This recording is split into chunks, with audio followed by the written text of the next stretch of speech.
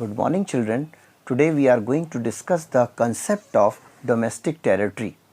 Now, what is domestic territory and why this concept is required? First of all, I will tell you. ये क्या ज़रूरत है इसकी, हमें क्यों कैलकुलेट करना है? हाँ, if we want to know the domestic income of the country, okay, because there are two concepts, either to calculate national income और डोमेस्टिक इनकम. तो जब भी हमें कहा जाएगा you have to calculate domestic income और you have to find out whether this thing is going to be included in domestic income of India और not, then you must recall this concept, this topic. क्योंकि जब तक ये आपको समझ में नहीं आएगा आप प्रॉपरली आइडेंटिफाई नहीं कर पाओगे कि डोमेस्टिक इनकम में किसी कंट्री की किन किन चीज़ों को हमें इंक्लूड करना होता है. So first the main important thing which is covered under domestic territory is political frontier. Political frontier क्या होता है? दैट मीन्स द एरिया और the region that which lies within the political boundaries of a country. जैसे हर एक देश की LOC होती है, सरहदें होती हैं, उन सरहदों के अंदर जितना भी लैंड है including mountain, forest, water etcetera, जितना भी रिवर्स वगैरह है, सब कुछ उसमें इंक्लूडिंग होता है. Okay, that is important thing. ये तो पहली बात हो गई. तो इसका मतलब किसी भी कंट्री की सरहदों के अंदर जो भी प्रोडक्शन हो रहा होगा and whatever the earning we have through that, that is going to be included in the domestic income of India, irrespective of that who has produced that. चाहे उसको इंडियन ने प्रोड्यूस किया है, किसी foreigner ने produce किया, Indian company ने produce किया, फॉरेन कंपनी ने प्रोड्यूस किया, कोई बैंक है इंडिया में जो अर्न कर रहा है, चाहे वो इंडियन बैंक हो, फॉरेन बैंक हो, कोई फ़र्क नहीं पड़ता. What ever is produced in India, it is going to be included in the domestic income of India. Like one example I will give you of McDonald, Pizza Hut, Domino's. These are the franchisees, you know. They belongs to other countries of the world. But right now they are working in India. They are operating in India. So whatever the profit they are going to earn is going to be included in the domestic income of India. अब उन outlet में Indian work कर रहे हैं, foreigner work कर रहे हैं, इससे कोई फ़र्क नहीं पड़ता. ये हमारी डोमेस्टिक इनकम में इंक्लूड हो गया. But now there are few things which are beyond the territory of country, जो इन देश की सरहदों से बाहर की चीज़ें हैं. तो उनका क्या करें? उनमें भी हमें कुछ चीज़ों को डोमेस्टिक इनकम में इंक्लूड करना है. और क्यों करना है वो मैं आपको रीज़न के साथ बता रहा हूँ. Number 1, ships and aeroplanes operated by the residents of our country. Like suppose Indian ship है. अब इंडियन शिप डेफिनेटली इंडिया की टेरिटरी को क्रॉस करेगा. जब विदेश जाएगा, suppose it is going to England और गोइंग टू अमेरिका, एक्सपोर्ट कर रहे हैं, हम गुड्स लेकर जा रहे हैं, तो हमारा जो शिप है वो हमारे इंडिया के लिए पैसा कमा कर ला रहा है through transportation. So its earning is going to be included. Similarly जो एरोप्लेन्स हैं दे मे बी प्राइवेट और मे बी गवर्नमेंट. मेनली आप देखो एयर इंडिया, तो एयर इंडिया इंडियन कंपनी है, इंडियन गवर्नमेंट है, इंडियन गवर्नमेंट का प्लेन है, तो it is going to be included whatever it is earning. अब उसमें चाहे पायलट फॉरेनर हो, पैसेंजर फॉरेनर जा रहे हों, उससे कोई फ़र्क नहीं पड़ता. अगर इंडिया का एरोप्लेन पैसा कमा रहा है it is going to be included. Now इसी के अगेंस्ट मैं आपको बता दूं हमें क्या इंक्लूड नहीं करना. Like foreign ships are also coming. हमारे डॉकयार्ड्स पे आते हैं, पोर्ट्स पर आते हैं फॉरेन शिप, तो वो ट्रांसपोर्ट से अपने देश के लिए कमा रहे हैं. ठीक है, उनके शिप्स की अर्निंग को हम डोमेस्टिक इनकम में इंक्लूड नहीं करेंगे जबकि वो हमारा पोर्ट यूज़ करेंगे. Similarly, foreign aeroplanes, foreign airlines are taking off, landing in our country, in our airports.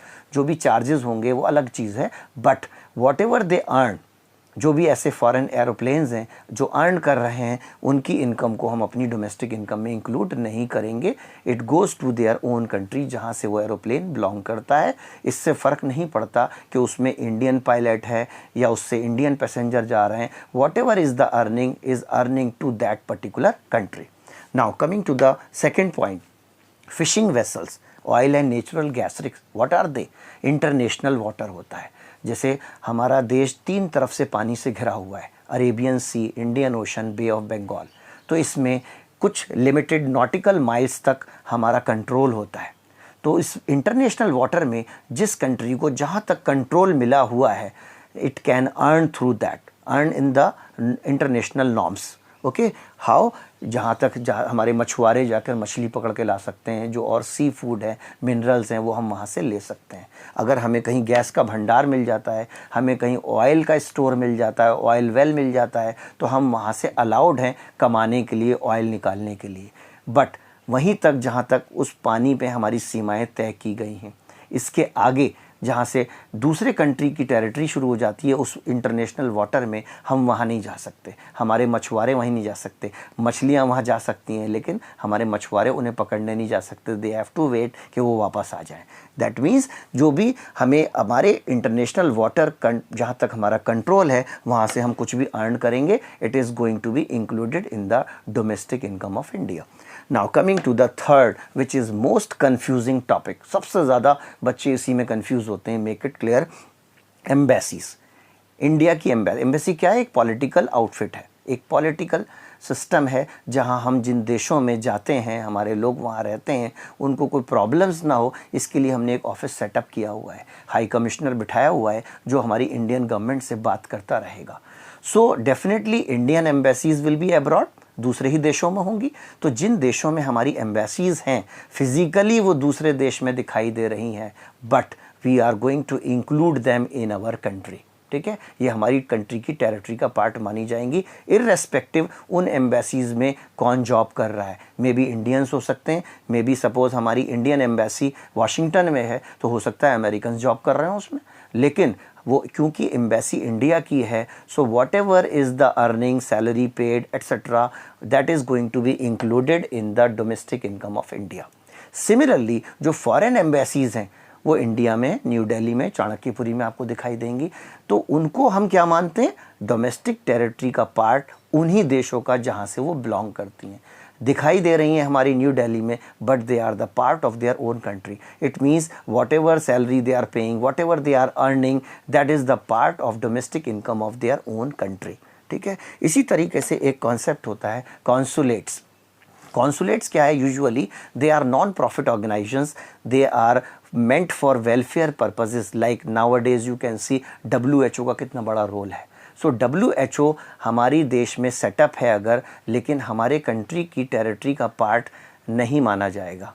ठीक है, because its head quarter in another country. First of all जितनी भी इंटरनेशनल ऑर्गेनाइजेशंस होती हैं meant for welfare purposes, like WHO, red cross, IMF etcetera, ये सब दूसरे देश का पार्ट भी नहीं है, बल्कि किसी भी देश का पार्ट नहीं मानते। लेकिन अगर आपको फिर भी कन्फ्यूजन है और आप देखना चाहते हैं किस कंट्री का पार्ट मानी जाएंगी, then they will be the part of those countries जहाँ उनका हेड क्वार्टर है।